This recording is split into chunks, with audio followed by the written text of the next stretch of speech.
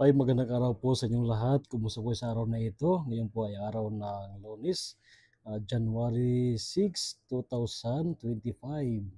Pasko pa po. Ngayong araw po ay labing-tatlong araw o 13th day of Christmas. Mga kapatid, samahan niyo si Padre Ron upang ating pakinggan ang ebanghelyo ngayong araw mula sa Ebanghelyo San Mateo chapter 4 verses 12 to 17. Then, verse 23 to 25. Noong panahong iyon, nabalitaan ni Jesus na ibinalanggo si Juan, kaya't bumalik siya sa Galilea. Ngunit hindi na siya sa Nazaret na nirahan, kundi sa Capernaum. Ang bayang ito'y nasa baybayin ng lawa ng Galilea, sa mahangganan ng Zabulon at Naphtali.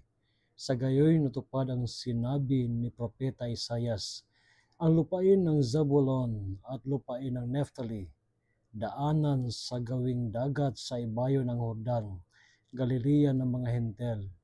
Itong bayang nag-apuhap sa gitna ng kadiliman, sa wakas ay nakakita ng maningning niyang ilaw. Liwanag na taglay nito'y siya ngayong tumatanglaw sa lahat ng nalugami sa lilim ng kamatayan. Magmumula noon ay nangaral na si Jesus. Ang sabi niya, pagising ninyo talikdan ang inyong mga kasalanan, sapagkat malapit nang maghari ang Diyos. Nilibot ni Jesus ang buong Galilea, nagtuturo sa mga sinaguga at pinangaral ang mabuting balita tungkol sa paghahari ng Diyos. Pinagaling din niya ang mga tao sa kanilang mga sakit at karamdaman. Siya'y nabantog sa buong Syria, kaya't dinadala sa kanya ang lahat ng mga may sakit at mga pinahirapan ng iba't ibang karamdaman. Manginalihan ng mga demonyo, mga himatayin, mga paralitiko, silang lahat ay kanyang pinagaling, at sinundan siya ng napakaraming tao buhat sa Galilea, Decapolis, Jerusalem, Judea, at maging sa ibayo ng Jordan. Sumuli, magandang araw po sa inyong lahat. Tayo ay nasa linggo na pagdiriwang ng Epipanya, ang linggo ng pagpapakita ng ating Panginoon. Ngayon natin na linggo ay pagdiriwang natin ang huling dakilang pagpapakita ng ating Panginoon, ang kapistahan ng pagbibinyag sa ating Panginoong Hesus. Mga kapatid, sa ating ebanghelyo ngayon, pagkatapos nabalitaan ni Jesus ang patungkol sa nangyari kay Juan,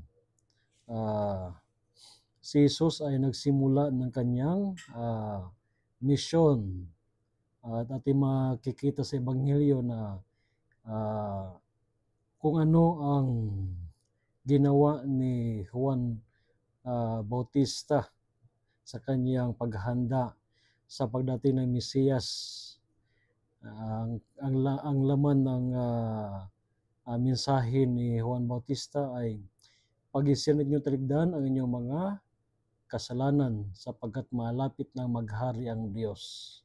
So makikita natin yung continuation, no, ng mga ginawa ni Juan Bautista, sapagkat sa katauhan ni Kristo, ang lahat ng ito ay nagkaroon ng kaganapan, sapagkat si Kristo ang siyang inihanda ni Juan Bautista. Kaya sa pagparito ni Jesus, siya ay nangaral, at hindi lamang siya ay nangaral, siya ay nagpagaling ng mga may karamdaman at nagpalaya sa masamang espiritu bilang tanda ng presensya ng paghahari ng Diyos. Ngayon mga kapatid, sa mga natitirang araw na ito ng Pasko ng Pagsilang Panginoon ay patuloy natin buksan ating mga puso sa pagpapakita ng Panginoon, pagpapahayag ng kanyang sarili o epipanya, at naway ang pagpapahayag ng Panginoon ay hindi lamang matapos